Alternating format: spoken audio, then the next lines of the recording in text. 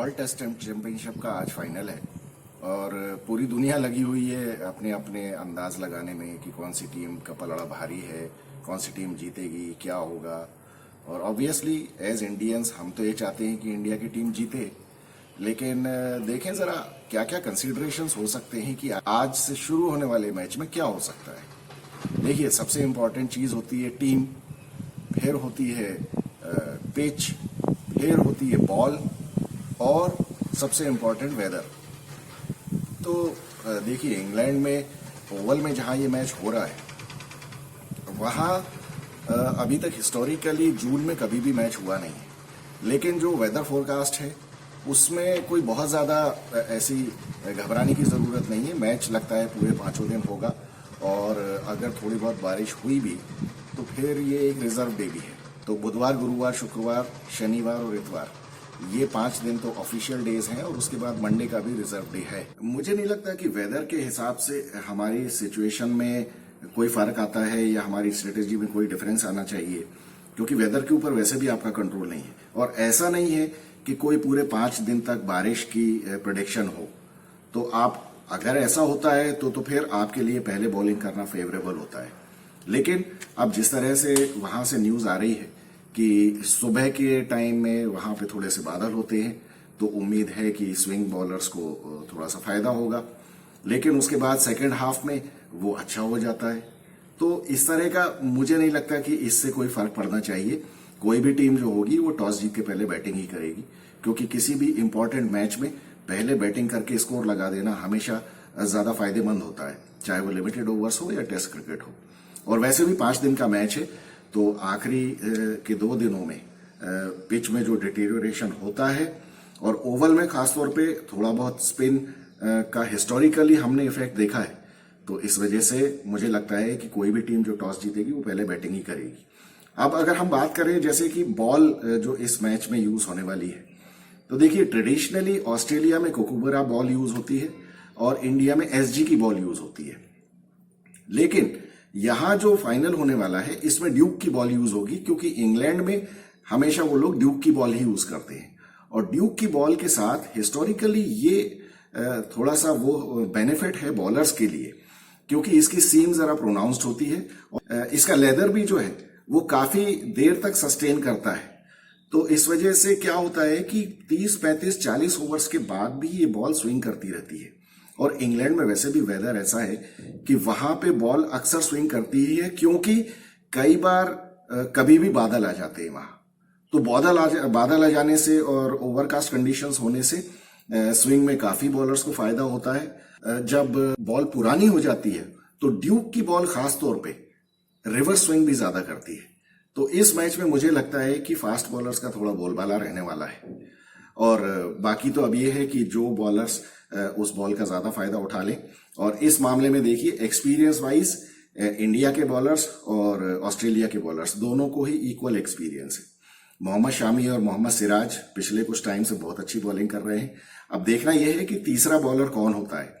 तीसरा बॉलर मुझे लगता है कि इंडिया की जिस तरह की ट्रेडिशनल अप्रोच है और जिस तरह का शार्दुल ठाकुर का इंग्लैंड में प्रदर्शन रहा है पिछली सीरीज में, मुझे लगता है तीसरा बॉलर शार्दुल ठाकुर ही होगा। अब टीम कॉम्पोजिशन में ये देखना है कि इंडियन टीम 2 स्पिनर्स के साथ जाती है या 4 सीमर्स के साथ जाती है। तो चौथा सीमर जो है, अब वो चौथा सीमर उमेश यादव होगा या जयदेव उनादकट होगा, ये कहना बड़ा मुश्किल है, क्योंकि इन लोगों को लेने से थोड़ा सा टीम का कॉम्पोजिशन इसलिए खराब होता है क्योंकि यहाँ स्पिन में फिर हम लोग थोड़ा सा मार खाते हैं, क्योंकि फिर आपके पास एक ही स्पिनर बचता है।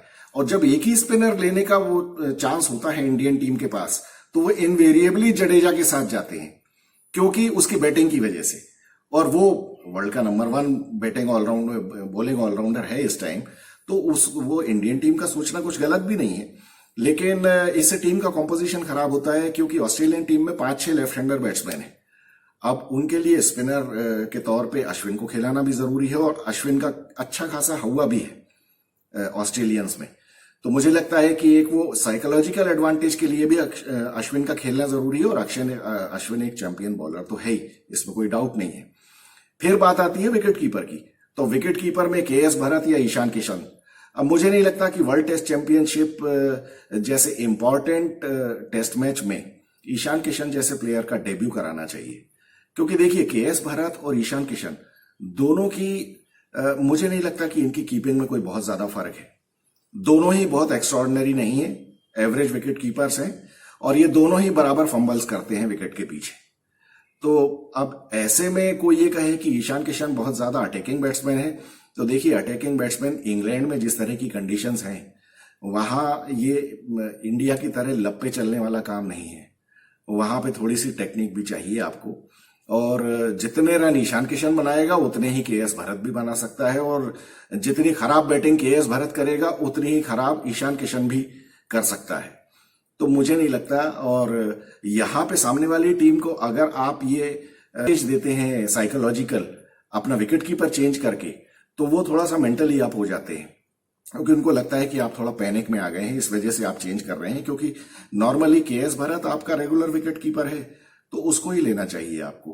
कहने वाले तो कुछ भी कह सकते हैं, ये कोई T20 या वनडे मैच नहीं है। वहां पे जिस तरह के बॉलर्स हैं वो ईशान किशन को वैसे शॉट नहीं मारने देंगे जो कि वो यहाँ T20 में और वनडे में मार लेता है। और ये कोई बांग्लादेश नहीं है जहां आप डबल सेंचुरी मार देंगे। यहाँ आटे दाल का भाव पता चलने वाली बात है बैट्समैन को। यहाँ तो अच्छे अच्छे बैट्समैन जो टॉप ऑर्डर के हैं उनको अभी लाले पड़े हुए हैं रन बनाने के, तो ईशान किशन से हम कैसे रन बनाने की उम्मीद कर सकते हैं। ईशान किशन ने अभी ऋषभ पंत की तरह परफॉर्म करके नहीं दिया है, तो खैर वो डिबेट अलग है। तो मुझे लगता है कि टीम यही होगी। ऊपर से शुभमन गिल, रोहित शर्मा, पुजारा, विराट कोहली, फिर रहाणे, उसके बाद जडेजा के बाद केएस भरत, और केएस भरत के बाद अश्विन, शार्दुल ठाकुर, मोहम्मद शामी और सिराज। ये टीम तो इंडिया की होगी। अब ऑस्ट्रेलिया की टीम की अगर हम बात करें तो ऑस्ट्रेलिया की टीम में वहां उनके पास सवाल सिर्फ एक ही है कि उनको डेविड वार्नर को खिलाना चाहिए या नहीं। अब डेविड वार्नर का जिस तरह का फॉर्म रहा है पिछले कुछ टाइम में, हालांकि वो डबल सेंचुरी उसने अभी लास्ट ईयर लगाई थी अभी, लेकिन उसका परफॉर्मेंस कुछ बहुत ज्यादा अच्छा नहीं चल रहा है। और ऑस्ट्रेलियंस जो हैं वो देखिए सेंटिमेंट्स के ऊपर नहीं जाते हैं। अगर वार्नर ये चाहता है कि वो ये मैच खेल के और एशेज खेलने के बाद ऑस्ट्रेलिया जाके रिटायरमेंट डिक्लेयर करे, तो वो इन सब बातों में बिलीव नहीं करते। उनको जब रिटायर करना होगा वो तुरंत कर देंगे। मतलब रिटायर करने से मतलब है कि उनको अगर टीम में नहीं लेना होगा तो वो नहीं लेंगे। तो यहाँ वार्नर का खेलना मुझे थोड़ा सा डाउटफुल लगता है। हालांकि उनके पास भी चॉइस अभी नहीं है, इसलिए हो सकता है कि वो वार्नर को ही खिलाएं। लेकिन वार्नर का परफॉर्म करना मुझे मुश्किल इसलिए लगता है कि मोहम्मद शामी और मोहम्मद सिराज ये दोनों वार्नर की वीकनेस को बहुत अच्छी तरह से जानते हैं। लेकिन एक बात यह भी है कि अगर वार्नर ने 1 या 1.5 सेशन खेल लिया तो वो उस तरह का बैट्समैन है कि वो मैच में ऑस्ट्रेलिया को बहुत आगे लेके जा सकता है। ट्रेविस हेड जिसने इंडिया में यहां पे ओपन किया था, मुझे नहीं लगता कि उससे ओपन करवाएंगे, क्योंकि वो उस तरह का बैट्समैन नहीं है। वो इंडिया में या सब कॉन्टिनेंट में तो ओपन कर सकता है, लेकिन इवन ऑस्ट्रेलिया में भी वो ओपन नहीं करता है। उस्मान ख्वाजा उससे डेफिनेटली बहुत अच्छा ओपनर है, और वो तो खैर स्पेशलिस्ट ओपनर ही है, तो उससे तो ओपन करवाया ही जाना चाहिए। हालांकि इंग्लैंड में कोई उसका बहुत अच्छा रिकॉर्ड नहीं है, लेकिन देखते हैं क्या होता है। फिर उसके बाद उनके जो 2 दिग्गज बल्लेबाज हैं स्टीव स्मिथ और मानस लाबुशेन, इन लोगों को रोकना बहुत जरूरी है, क्योंकि ये अगर नहीं रुके तो ये बहुत ज्यादा नाक में दम कर सकते हैं। उसके बाद कैमरून ग्रीन देखिए कैमरून ग्रीन एक काफी इफेक्टिव प्लेयर हो सकता है इस मैच में अपनी लंबाई की वजह से। मुझे लगता है कि अगर बॉल स्विंग भी करेगी तो वो अपनी 6 फीट 8 इंच वाली जो हाइट है और उसकी जो रीच है, उसकी वजह से मुझे लगता है कि वो वही काम करने वाला है जो उसने यहाँ आईपीएल में किया था, एक टांग बढ़ा के और बल्ला घुमाने का।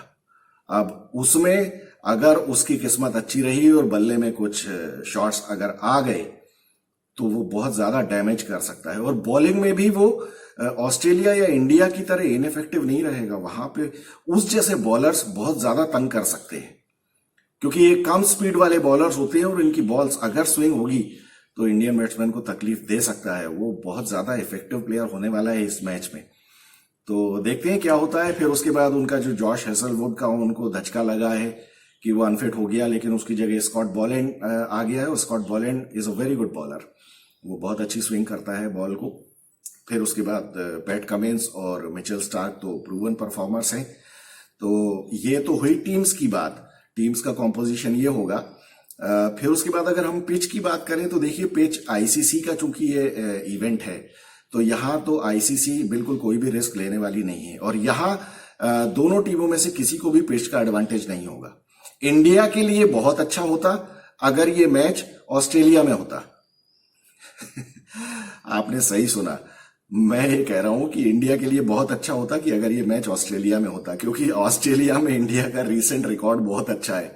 तो अगर ऑस्ट्रेलिया में मैच होता तो डेफिनेटली इंडियन टीम बहुत ज्यादा कॉन्फिडेंट होती कि यहां तो हम ऑस्ट्रेलिया को जमीन पे पटाखी देंगे, तो और ऑस्ट्रेलिया के ऊपर भी थोड़ा सा प्रेशर होता। और इंडिया में ऑब्वियसली अगर मैच होता तो यहां तो स्पिन में इंडिया का बोलबाला है ही, तो कोई बात ही नहीं है। लेकिन वहां इंग्लैंड में जो आईसीसी के अंडर में जो ये पिच बनी है, तो मुझे लगता है ये 100% बिल्कुल 5 डे ट्रेडिशनल टेस्ट विकेट होगी, जो कि पिछले 150 सालों से इंग्लैंड में बनती चली आ रही है। तो यहां पहले 3 दिन ये फास्ट बॉलर्स को फायदा देंगी, और उसके बाद आखिरी 2 दिन में जाके ये स्पिन होगी, और शुरू में ये बिल्कुल स्पोर्टिंग विकेट होगा, इस तरह से कि बॉलर्स को थोड़ा बहुत फायदा मिलेगा, लेकिन जो बैट्समैन अप्लाई करेगा वो रन बना सकता है।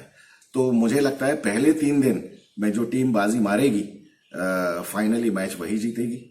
और इसके बाद अगर हम बात करें कि चांसेस किसके क्या हैं, तो मुझे लगता है कि इस तरह के मैचेस में ये दोनों टीमें इतनी ज्यादा कॉम्पिटिटिव हैं कि यहाँ किसी भी टीम का पलड़ा भारी कहना थोड़ा सा मुश्किल है। देखिए, आप ऑन पेपर आपको ये लग सकता है कि ऑस्ट्रेलिया की टीम ज्यादा अच्छी है, लेकिन फैक्ट ये है कि वो लोग कॉम्पिटिटिव क्रिकेट खेले बिना आ रहे हैं।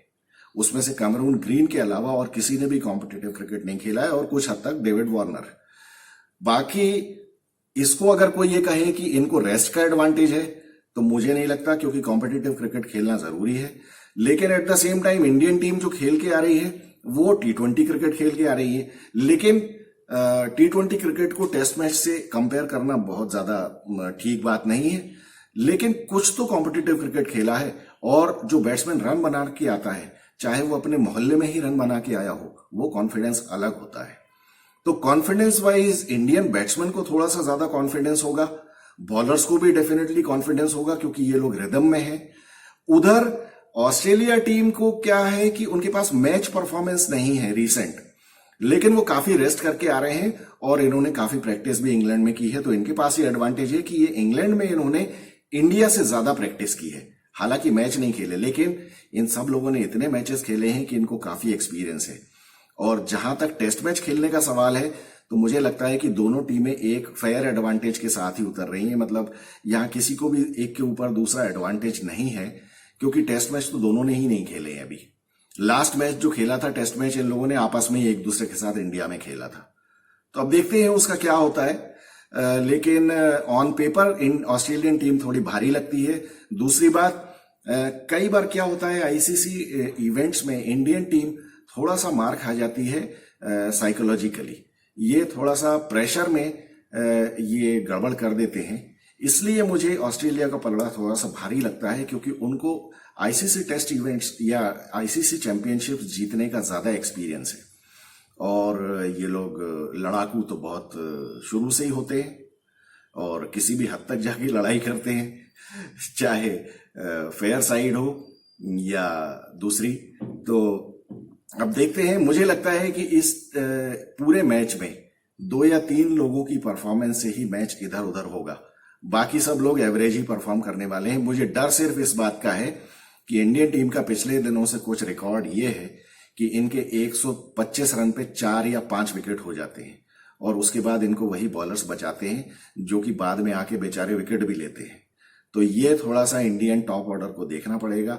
पुजारा ने हालांकि काउंटी में अच्छा परफॉर्म किया है वहां, लेकिन पुजारा की जो वीकनेस है वो भी ऑस्ट्रेलियन बॉलर्स को बहुत अच्छी तरह पता है। जो top of the middle stump और ऑफ स्टंप पे जो अंदर आती हुई बॉल होती है, वहां पुजारा का एक गैप बनता है। विराट कोहली का ऑफ स्टंप के बाहर की वीकनेस सभी को मालूम है। अगर विराट कोहली ने अपना कवर ड्राइव रोक लिया शुरू के 1-2 घंटे, तो विराट कोहली रन बना सकता है। और हाँ, यहां मैं जरूर कहना चाहूंगा कि विराट कोहली ने आईपीएल में जो चेस्ट थंपिंग की थी लखनऊ के अगेंस्ट मैचेस जीत के या उसके अगेंस्ट मैचेस में, मैं चाहता हूं कि आईसीसी टेस्ट चैंपियनशिप में विराट अपना चेस्ट थंपिंग करे। तो ये स्टेज है जहां परफॉर्म करके आपको चेस्ट थंपिंग करना चाहिए। बाकी आईपीएल के मैचेस में चेस्ट थंपिंग करने से कुछ नहीं होता है। तो रोहित शर्मा का तो मुझे कुछ ठिकाना है नहीं, क्योंकि प्रेस कॉन्फ्रेंस जो हुई थी उसमें भी रोहित ने तो अपना इंटेंशन डिक्लेयर कर ही दिया है। उसने कह दिया कि इंग्लैंड ऐसी जगह है जहां पे आप कभी भी सेट नहीं होते। इसका मतलब यह है कि आप यहां पे भी लप्पे चलाने वाले हो, क्योंकि आपको मालूम है कि आप कभी भी सेट नहीं होते हो, तो जितने रन बन रहे हैं बना लो। तो ऐसा नहीं होता है। मुझे सबसे ज्यादा उम्मीद है शुभमन गिल से, क्योंकि वो खेलेगा तो वो तो थोड़ा अटैकिंग ही खेलेगा और वो काफी अच्छे टच में है। तो अभी देखते हैं क्या होता है। मिलेंगे मैच के हर दिन के बाद आपसे। Thank you so much.